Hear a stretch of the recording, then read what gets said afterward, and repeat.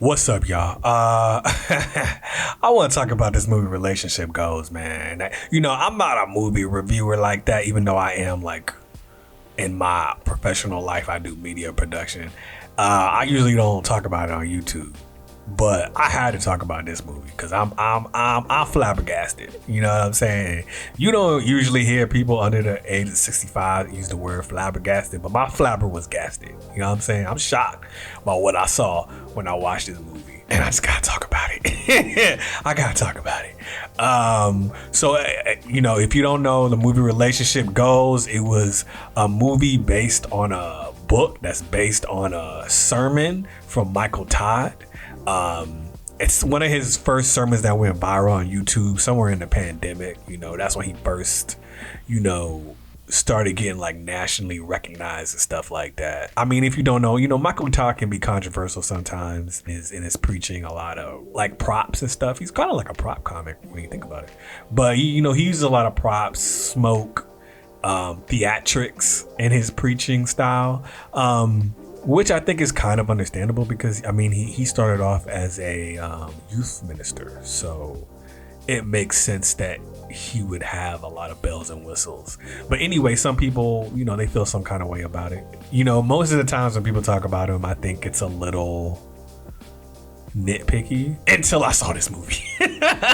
And now I'm not sure.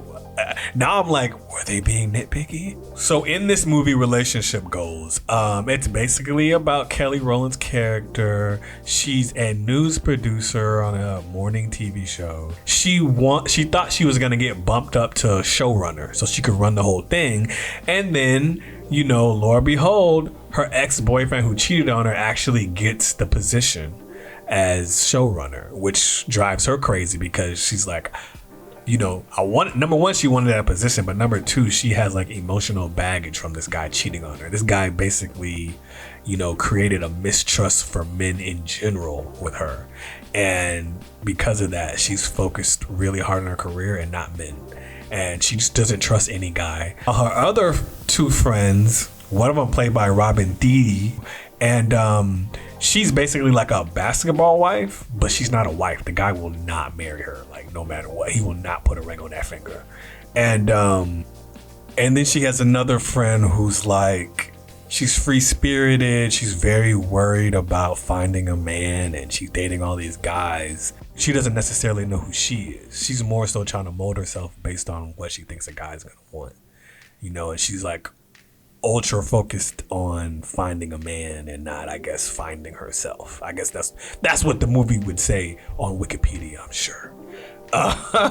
And one more thing. Kelly Rowland is like the classical woman who writes a list of the guy that she wants, and she won't date anybody that doesn't fit that list. That's important to say because on that list is no cheaters, and Method Man is a cheater. So she refuses to date or trust him. And then things get really weird when on Method Man's first day of work, he's like, yo, we got to do an interview with this pastor, Michael Todd, because he got this crazy book called Relationship Goals that helped me get closer to God and help me become a man and have healthy relationships with women. And of course, Kelly Rowland's not feeling it because she's like, bro, you just cheated on me, bro. How are you talking about God like this? And I'm thinking something similar. I'm like, bro, you Method Man, dog. You from the woo. I see you with like giant knives and stuff in your hands in music videos. He talking about God. So it shocked me too. I was like, what? You talking about God? But basically that's what really starts things rolling in this movie is all the girls kind of get introduced to this Relationship Goals book, and her friends start to improve their relationships, I guess following the advice from Michael Todd's book. And she's the one that's kind of resisting it, right? Like every Christian movie has that one person that doesn't have faith and they think it's stupid until the end, and then they're like, oh, I love God now. So typical Christian movie stuff. So that's basically the premise. But now let me tell you what I think about this movie, and let me start off with the good. Let me start off with love. You know what I'm starting? Let me start off saying good things. Let me talk good about these people really quick. Let me give them compliments really quick. You know what I'm saying?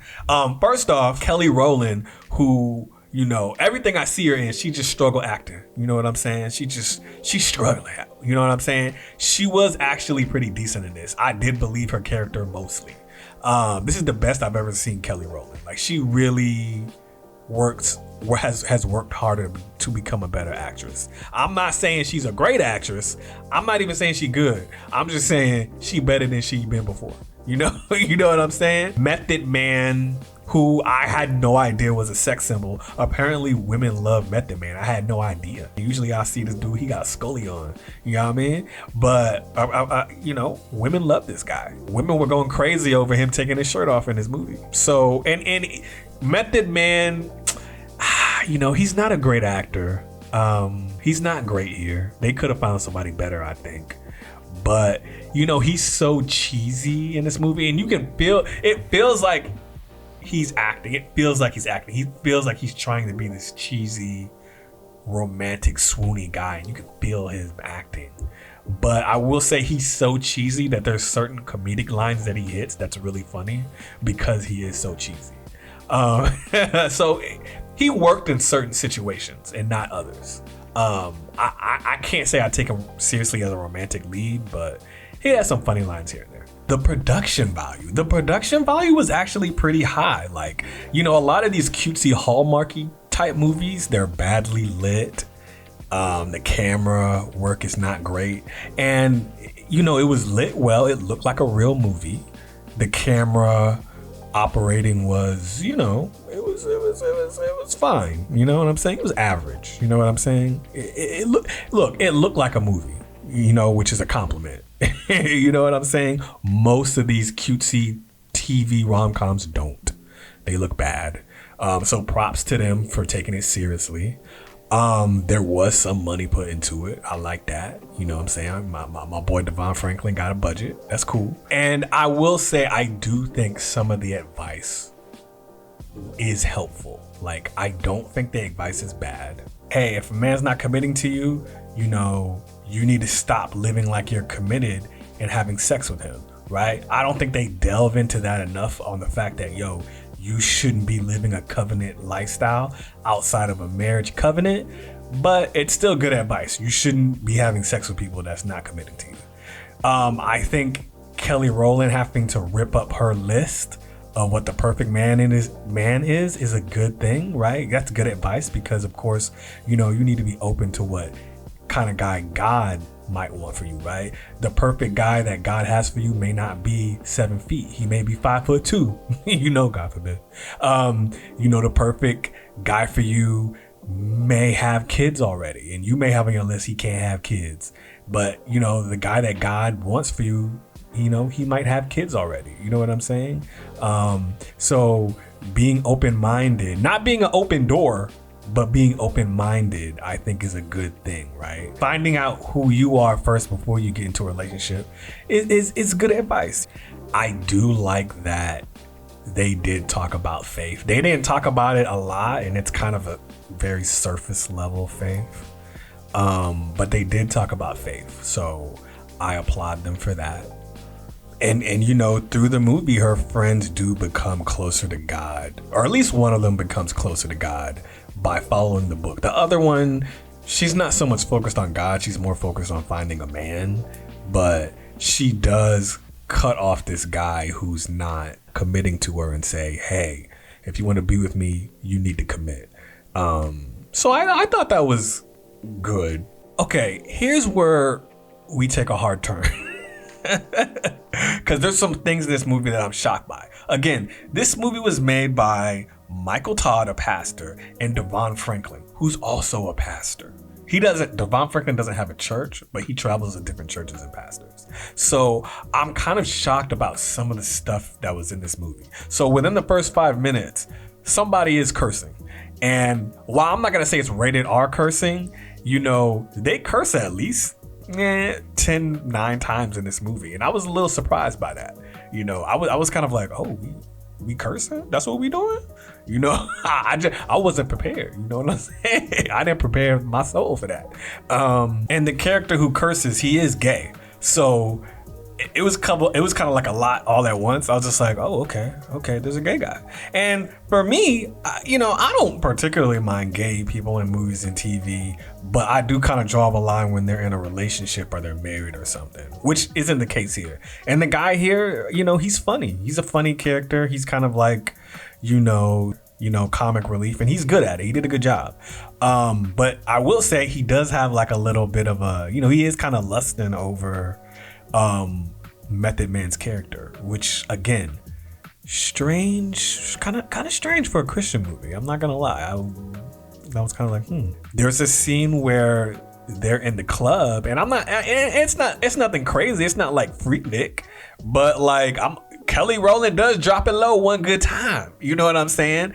And then she turns around and she smacks her friend Robin Thede behind at least 7 times within 5 seconds. You know what I'm saying? And I'm a man, I counted.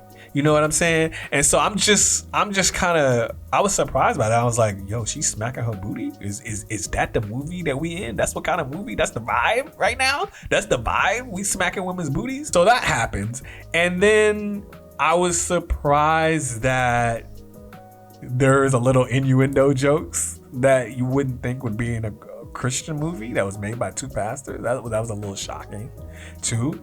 And then I would say the biggest kind of like, moment in the movie was Kelly Rowland sleeps with Method Man. And I understand people are imperfect, so I'm not even saying like that's the worst thing in the world, but I just feel like they don't address the fact that what they just did is a sin. Like the movie doesn't address it, right? They just kind of skip along like, she's more concerned about the fact that she slept with someone that she doesn't trust and not concerned with the fact that she sinned, right? And her character isn't there with God yet. So maybe that makes sense. But then Method Man's character, who's been talking about faith the whole movie, he's like the Christian guy in the movie, and he doesn't have a problem with what happened. In fact, he said, this is the best night of my life. Like the camera just zoomed in real strong for him to have that moment, and he just looks at the camera glossy-eyed. I'm just confused at why the movie didn't address this sin that just took place. And it's just funny that this movie made by pastors has premarital sex, but then doesn't discuss how premarital sex affects your marriage down the line. Because of course, before you're married, you're having a bunch of sex and you're caught up in the passion with that person, and you're not really paying attention to the red flags there that, hey, you may not actually want to spend the rest of your life with this person. And of course, then they get married, and then the passion dies down as it usually does.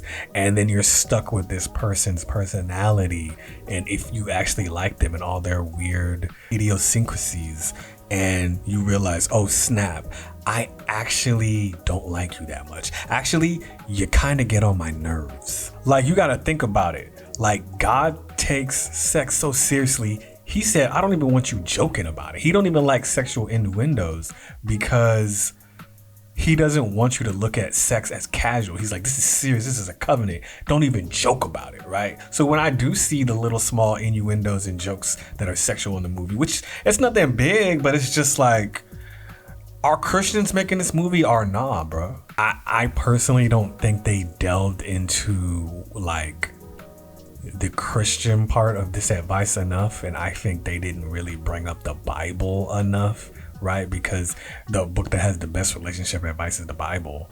But for what it was good. Let's really be honest. The main reason why relationships are not working is because we are not following biblical principle. We're having sex with people outside of marriage, right? So we're already starting off with a relationship that's built on sin, right? We're picking people who are not godly, right? Because if they were godly, they wouldn't be having sex with us outside of marriage in the first place, right? So it's left us with all these blind spots because instead of having a relationship that pleases God, we're trying to please ourselves or please our partner. Let's be honest, men and women aren't even operating in the roles God told us to operate in relationships, right? Because we think we know more than God. But you know what? It's not working. Red pill don't work. Feminism don't work. The Bible works. The Bible's the only thing that works. God works. By the way, not that I thought it was a big deal, but there are some feminist tear down the patriarchy things in this movie, and it didn't make me turn the movie off. But again, very interesting for a movie made by two pastors. You can follow the Bible exactly and your relationship can still be rocky, but your best chance, your best shot is to follow the Bible. Especially since the Bible says, hey, yo, if your relationship's on the rocks, if it's not working out, you need to find a way to work it out. You know what I'm saying? The Bible is like, hey, there ain't no end of marriage. Work it out. Figure it out. It's hard to really call this a Christian movie. Like, they talk about God in it, but I wouldn't really say it's God-centered. It feels more worldly than it does Christian. And it seems like it's more about dating advice than godly advice, right? Because the goal of life isn't to find your soulmate. Your soulmate is Jesus, right? The goal of life is to have a relationship with God. And, you know, your romantic relationship is just a cherry on top, right? But the goal is God.